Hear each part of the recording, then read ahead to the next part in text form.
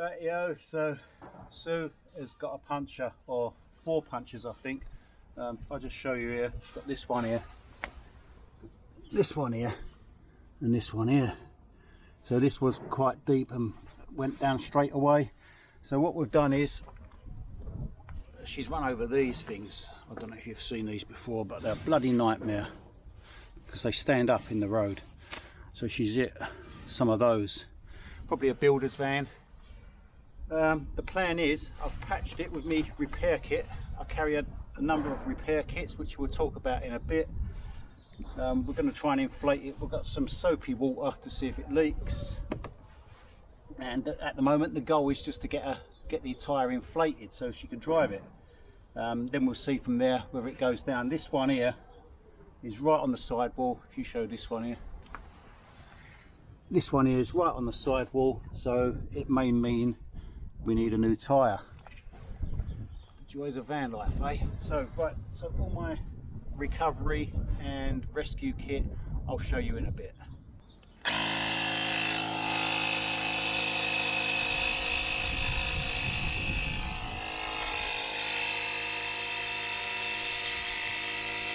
We've got this little tyre inflator. It inflates to 150 psi. You don't got the air now. Probably won't hear you. Yeah, it's gone up.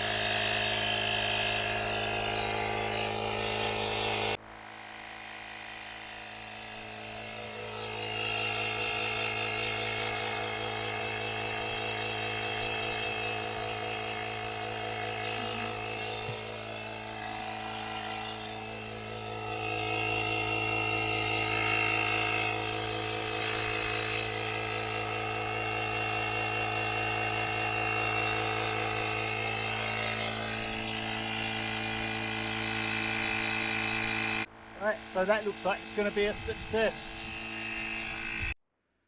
Right, so today I thought I'd talk to you about breakdown and recovery. Well, not really breakdown and recovery, about what I carry so that I don't have to use breakdown and recovery.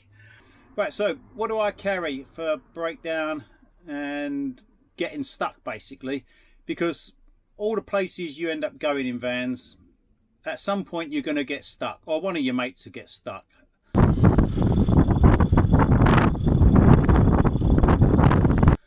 How many times have I got stuck? So yeah, let's carry on with the stop mumbling and carry on with what I was talking about. What do I carry for recovery situations, getting us out of the crap? Right, let's go through. First of all, I'll show you how I carry it. It's nothing special. I've just got this big old sack, big old empty sack of crap. Right, so in that I've got a set of waterproofs. Okay, so for self-protection I have a normal pair of gloves. I have a better pair of these somewhere. I've got to find them. I have a waterproof suit just in case I've got to get underneath the vehicle when it's muddy. I have a closed cell pad just for putting underneath one knee if I need to put one knee down. I don't want to put my knee down on stones and gravel, damage my knee or get dirty knees. And I also have this thick closed cell mat for climbing underneath the vehicle. So yeah, that's what I have for my protection. A lot of the time you're going to be stuck in mud, or you're going to break down it when it's raining. So let me bring you back closer. So for me, a set of waterproofs are vital because you don't know what weather you're going to be dealing with. And if you're getting under the van when you're covered in mud, then or getting covered in mud, should I say, mud on the floor, having a set of waterproofs will make you more likely to get underneath there and do the work that needs to be done.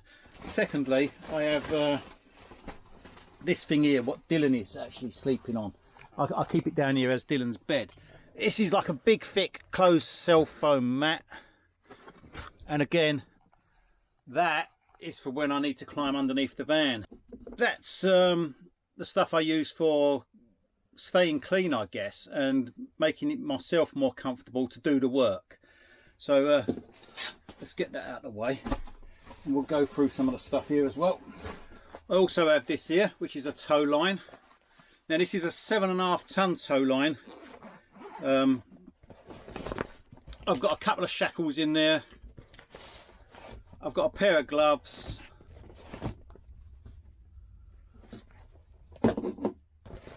And I've got this rolled up tow line. So like I say, it's 7.5 ton. I would have gone for 10.5 or 10 ton, somewhere around that mark, if I could have got one. But at the time, this was available and it was reasonable priced, so I got this one. Don't buy yourself a 3.5 ton tow line because your van is 3.5 ton. If you've got a wheel or two stuck in mud, you're not going to pull yourself out if you're pulling yourself on a 3.5 ton line, because your van weighs 3 ton or 3.5 ton. You're going to need a bit of extra just so it doesn't snap. So get yourself either 7.5 or 10 ton tow line, and make sure the shackles that you use are also rated to the same weight. Right, so I also carry a fold up spade, shovel, whatever you want to call it, like a military type fold up shovel. That just folds out, comes in really handy. Okay, so one of my most useful bit of kits is this little thing here, which is a Gree Pro GP 383. This is a jump start tyre inflator. I'll just take you through some of the bits it's got on it. I can give you a discount code for this in the description below. This is the Gree Pro. It's a tyre inflator jump starter. Let me just show you this bit. Okay, so it comes with a set of jump leads. That connects in there. It's got a 44 watt hour battery. It has a little boost function, which you can see on there. You can see that little button for a boost function. So if you've got a flat battery, it'll also partially charge your battery before you jump it. They obviously go on your battery and it will jump start your battery. This is a 500 amp jump starter. It will give you 3000 amp peak output. It has a USB, it has a USB-C, and it also has a little light in the top. So this is my go-to, just simply because it's small, lightweight, anyone can use it, and just so convenient really. And it all comes in this nice little package with a set of instructions. Little bit of advice here: don't be tempted to jump off your vehicle battery, because with modern ECUs you're more likely going to cause some damage and it costs you a lot of money. I also carry a number of repair kits, puncture repair kits. Now I've got 2 kits in here and they consist of various bits and pieces. I'll open them out and stick them on the table and show you those.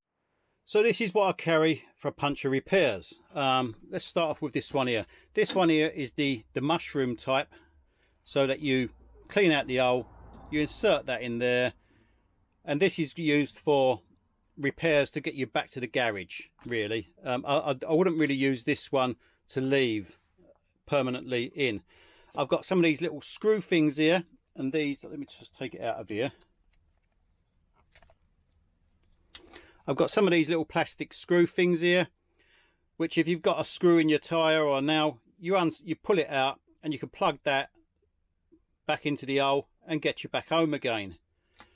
I've also got one of these kits, which is what I prefer. Now this type here, this one comes with like the rubber stringy stuff, and you squirt a bit of glue on it, you clean out your hole, and then you use this as a plunger to push through. There's plenty of videos on YouTube to show you how to use these kits, so I won't really go through that, but this is my preferred kit. This is the one where you get like a rubber string type thing coated in rubber and glue. You squirt a bit of glue on there, you clean out the hole with this plunger thing, you thread that like a needle, you thread your bit of rubber string on there, push it into the hole, covered in glue, you pull this out again, cut it off, and that plugs your hole for you.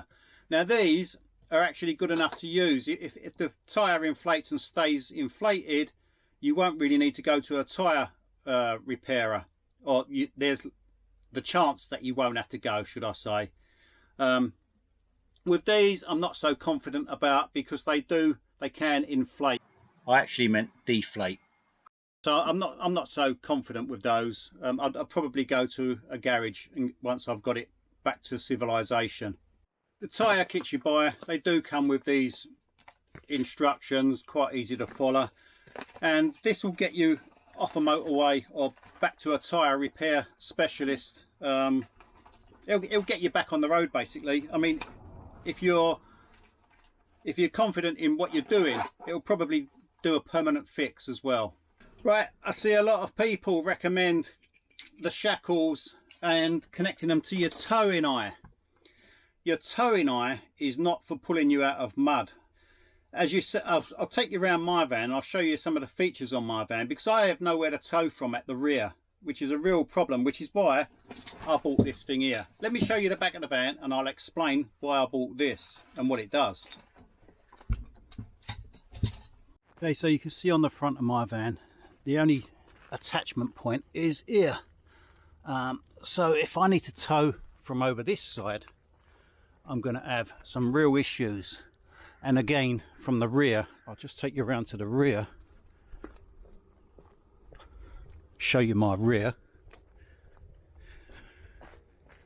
Now, if you look there, there's no attachment possible. The bumper is quite low, and this thing is not very sturdy. Anything on there, it'll break, but you can see underneath there the rear axle. If you're going to be towing yourself out of any sort of mud, you're going to want a set of these. These straps here are called brothers, and I'll show you how to use those now. And these are what the recovery business use to recover your vehicle. So these bits here will go around your axle underneath there. So you get one on each side. These are rated to 4 ton. They're reinforced here and here, and you've also got another little shackle up here. So these will work on the front or the rear, and these are what I use as a recovery eye. So these brothers recovery straps can be used on the front or rear of your vehicle, and if you do use them on the front, make sure they go round a solid part of your vehicle and not your steering rack. You don't want to bend your steering rack. So again, 2 straps, they go under the front and not your track rod end. A recovery eye is not for towing you long distances. A recovery eye is for flat surfaces like tarmac, just to get you to a safe area where you can get towed away correctly. And the way to recover you from a muddy field or something like that would be to use a set of brothers. I also have a Sealy. Now this is the Mach 07, which is quite an expensive model, which is the air compressor, mini air compressor, tyre inflator, call it what you like. But yeah, this is another 150 psi, and it will inflate to 150 psi. It will inflate much quicker than the other smaller model. I also carry a set of these sand tracks or mud tracks, and they will bridge small gaps and ditches and holes if need be, and they'll also help you drive off of mud like this here. I have an head torch so I can see what I'm doing, and I have a number of these little LED lights, and these change colours from red, blue, green, whatever colour you like. These could be stuck to the van, they could be left in the road, they could be put on a warning triangle. So all sorts of uses for these. We also use them on the dogs at night. So one piece of equipment I would like to get is an airbag jack. I don't currently have this, I have a scissor jack. Okay, so some of you might be aware that in the past I have had a 4x4 and I used to do a bit of off-roading. I also have recovery specialist training. So that's it. That's me recovery rescue equipment. So if you'd like to see me, Graham and Ian dig his 7.5 ton bus out of sand in the desert, that will be coming up next.